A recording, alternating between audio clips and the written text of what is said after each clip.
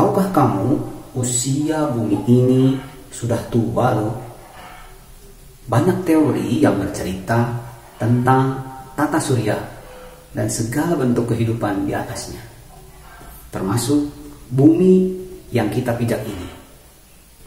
Tapi lebih baik kita mendengarkan kata-kata bijak.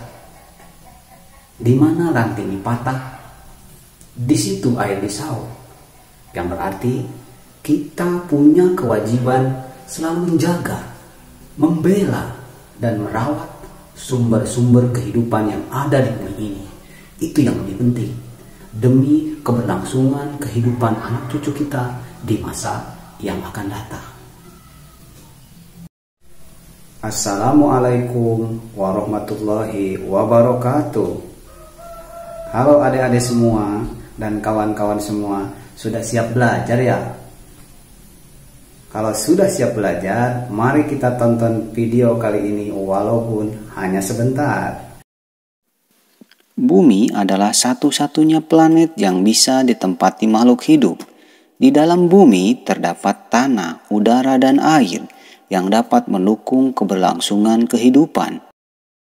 Bumi terdiri dari 3 lapisan utama, yaitu lapisan yang berbentuk gas disebut dengan atmosfer. Lapisan yang berbentuk padat berupa batuan dikenal dengan nama litosfer, dan yang berbentuk cair dikenal dengan nama hidrosfer. Atmosfer ialah lapisan gas yang menyelimuti bumi. Lapisan atmosfer diantaranya adalah troposfer, stratosfer, mesosfer, termosfer, dan eksosfer. Troposfer merupakan lapisan yang paling dekat dari dalam bumi. Di sana banyak dijumpai awan yang dapat menentukan perubahan cuaca dan iklim seperti hujan, angin, dan salju.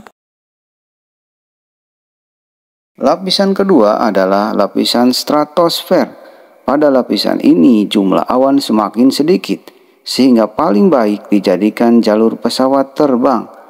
Pada lapisan ini juga terdapat ozon yang dapat melindungi bumi dari sinar ultraviolet matahari. Lapisan ketiga adalah mesosfer. Lapisan ini berguna melindungi atau sebagai tameng pelindung dari jatuhnya benda-benda luar angkasa seperti meteor yang akan habis terbakar sebelum mencapai bumi.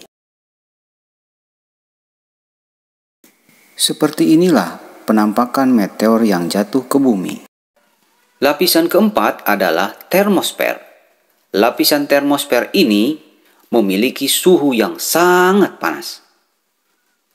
Terdapat teleskop Hubble buatan Amerika Serikat yang tugasnya membantu penelitian luar angkasa.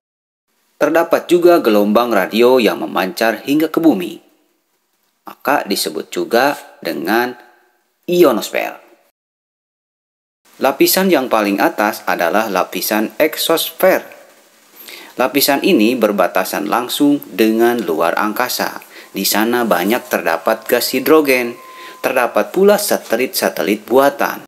Selanjutnya kita akan mempelajari lapisan bumi yang berbentuk padat. Disebut dengan litosfer, yakni lapisan batuan yang ada di bumi. Kerak bumi adalah lapisan padatan yang paling luar. Kerak bumi ini menjadi tempat tinggal makhluk hidup loh. Terdapat 2 macam kerak bumi, yaitu kerak benua dan kerak samudra. Kerak benua akan membentuk daratan, sedangkan kerak samudra akan membentuk lautan. Bagian tengah padatan bumi adalah mantel bumi, atau bisa juga disebut selimut bumi. Mantel bumi ukurannya lebih besar dibanding kerak bumi. Lapisan terdalam adalah inti bumi. Inti bumi terbagi menjadi inti luar dan inti dalam. Semakin ke dalam, suhunya semakin panas. Kalau kita memperhatikan struktur padatan bumi, ternyata pada bagian bumi terbagi menjadi 3 bagian. Kerak bumi, mantel bumi, dan inti bumi. Untuk mempermudah, kita umpamakan sebuah telur. Cangkang telur yang tipis adalah kerak bumi.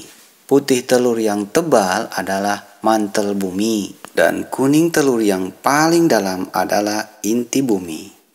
Aktivitas yang dapat terjadi pada lapisan litosfer adalah pergerakan tektonik lempeng bumi yang dapat mengakibatkan bencana alam berupa tsunami, gempa bumi, dan erupsi gunung berapi.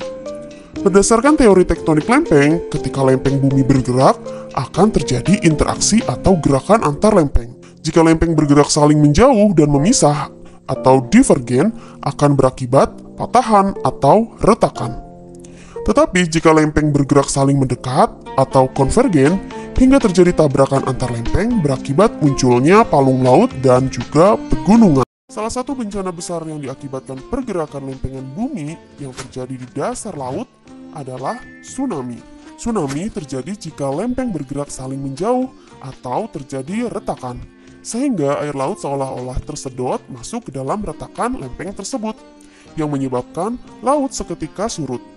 Beberapa saat kemudian, gelombang laut yang sangat besar akan keluar dari retakan dengan membawa energi yang sangat kuat, sehingga terjadilah bencana alam yang sangat dahsyat. Pergerakan lempeng juga mengakibatkan gempa bumi.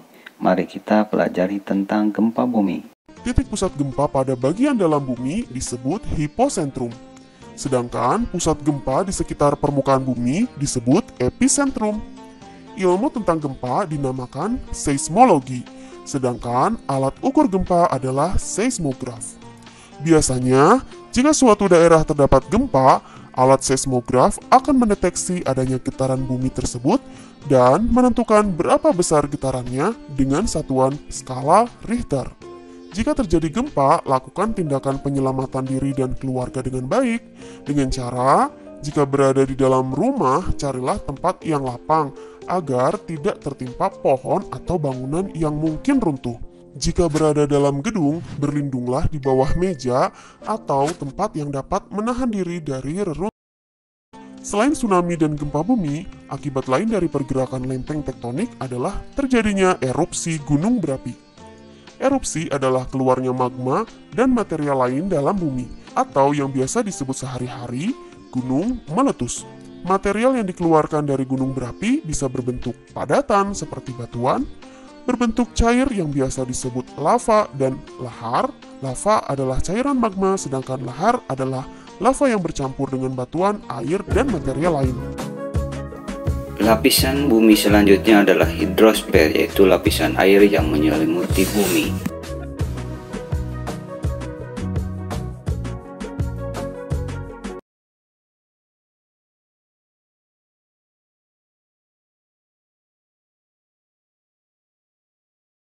Semoga video ini bermanfaat. Tetap semangat, tetap belajar, tetap berusaha menjadi orang yang baik.